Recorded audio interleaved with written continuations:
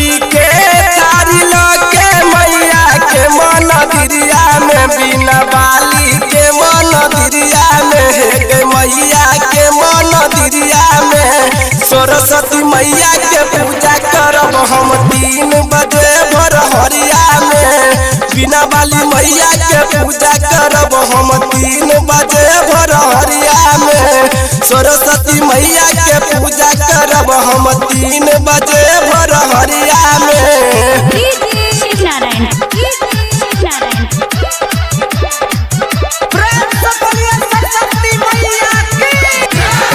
बिना बाली के पूजा करब के मैया सरस्वती के पूजा करब हम सके सहबारी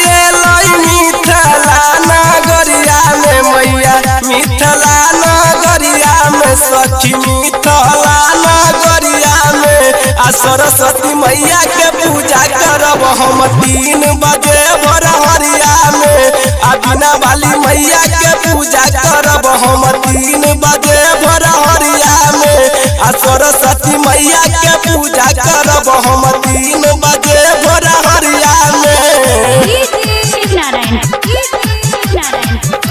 Singing by Dilip Garolia।